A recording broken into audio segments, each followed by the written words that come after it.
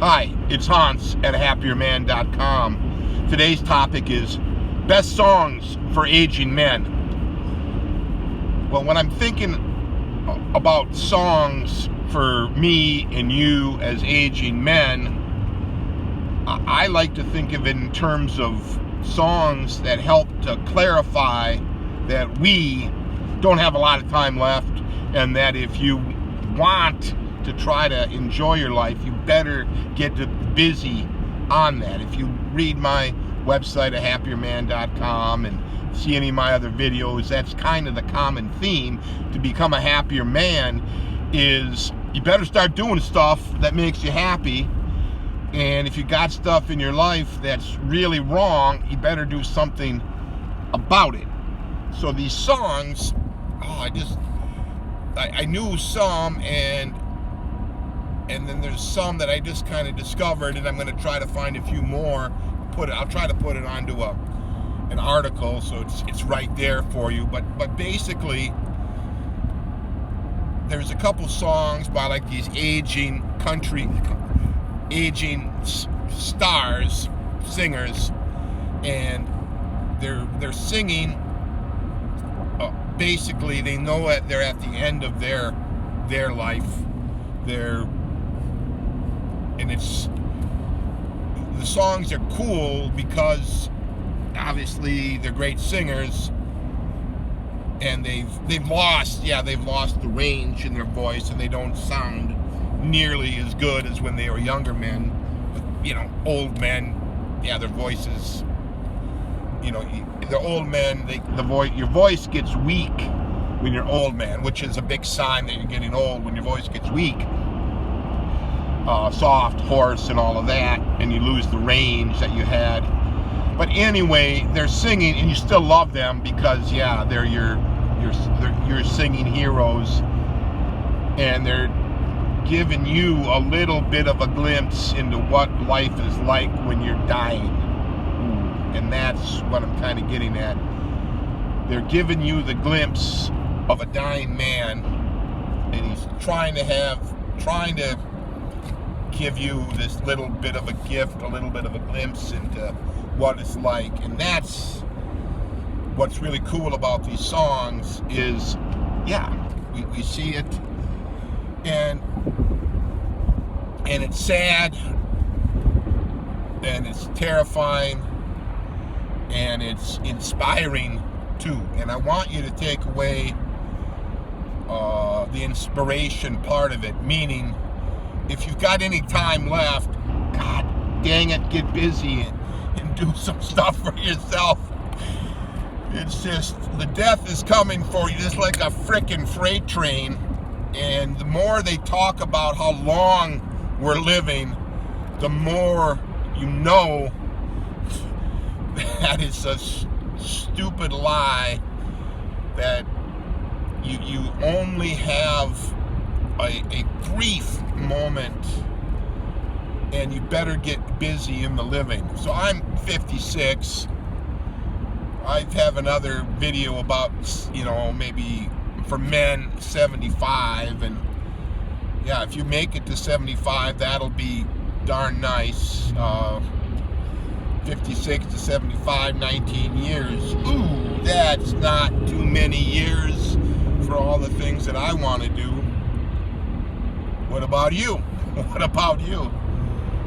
So you should listen to those songs. I'll try to list a couple. I'll try to have a website, a web page talking about them. I kind of started it, and I wanted to flesh it out here with this video of the reason why you want to listen to songs like this. And you'll listen to these songs and you'll cry. You'll cry when I hear Johnny Cash sing Hurt, or when I hear Glenn Campbell sing. I've been listening to this Glenn Campbell song, his last song,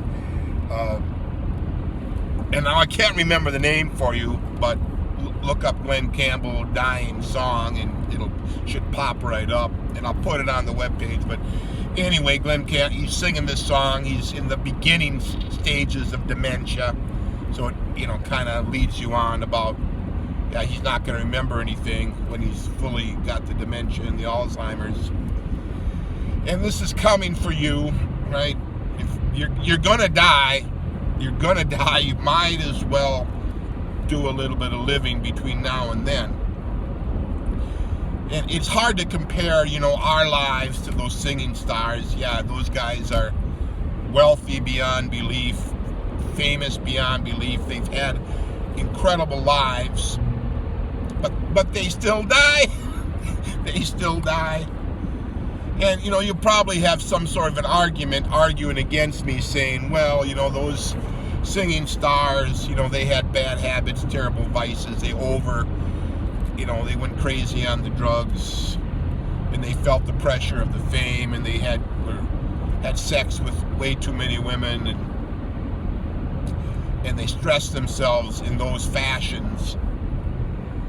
But I would suggest to you that, stress is stress, and just because you didn't overdo the drugs and didn't have sex with that many women and had no fame to get pressurize yourself with, you probably had tons of stress of various types, and the accumulation of the stress isn't good for you. It isn't good for you. So like in my case, I had the bad marriage, right? Many years of enormous stress that I fear that I fear that it was too much for my body, and I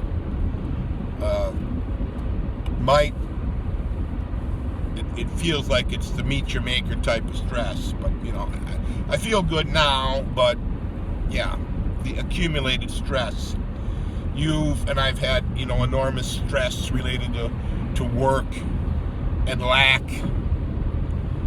and I think a lot of men probably have that work stress, the lack of whatever, right? Lack of sex, lack of money, certainly, lack of excitement. Probably had you probably had a lot more boring days than you have had exciting days. You've probably had a lot of frustrations not having sex versus the having of it. You've probably stressed and strained over not paying your bills, right? So I would argue that kind of stress is what kills men at an early age. Maybe you didn't abuse drugs like the famous singing stars I mentioned, but you've probably abused other forms of vices. My vice, usually the donut, the sugar. Some men, drink too much. Some men smoke. Yeah, smoking, of course, is probably the weapon of choice for a lot of men to die young. Overeating, yeah. My dad, he died at 73. His vice was probably margarine, candy bars, powder, the powdered coffee, the powdered stuff you put in your coffee instead of cream. That was kind of his three main pancakes. There's four. He didn't drink. He quit pipe and cigar smoking when he was a young man. But he did have enormous. He was a worrier, and worry of whatever sort is an enormous stressor.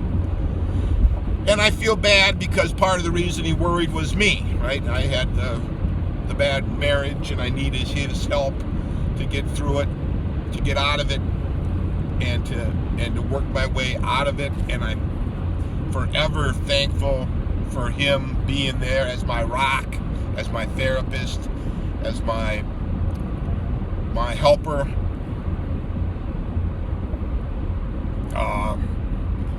But the worry is a stressor. I think the worry is a stressor like the fame is a stressor. Now I look at the guys like Glenn Campbell and Johnny Cash and think, how can they complain about anything, but I suppose they have their own reasons for the stress they feel. But yeah, use those songs. The songs, it's like a quick reminder. You don't have to sit and listen to my long-winded videos or read my articles to know that your time is near, and you better get busy. I just lost a couple of friends in their 40s the last few years. My good friend's son died in a car accident at 19. My father's dead. My uncles are dead. I got one uncle left. My grandparents are all dead. So don't tell me that people don't die and they live forever. You don't. Your chances of having any kind of a good life into your 80s, I don't know, they just seem too small to think about waiting. If you're 40s, 50s, 60s, this is the time. This is the time. And this is one of the reasons I hate the COVID lockdowns, and I have all kinds of thoughts on that. But one of the reasons I hate it the most is it's wasting my time for the things I'd like to do. So I'm not, I'm gonna try to get past all of this part of it. But the songs are reminders. The reminders that our time is limited, and whatever you need to do to make your life good, you do. And some of the things you need to do to make your life good are going to be dang hard. Leaving a wife, oh man, that's hard. Get my book, Leave Your Wife and Become a Happier Man, the 3-step system, available on the ahappierman.com website. That'll help you. It'll save your life if you're in a bad marriage. If you're in a bad job, yeah, oh man, that takes a lot of effort to get a different one. If you're in way over your head in debt, yeah, that is difficult too. Bankruptcy, walking away from a house payment, ooh, yeah, that's hard. That's hard stuff. But this is your life. Listen to those songs.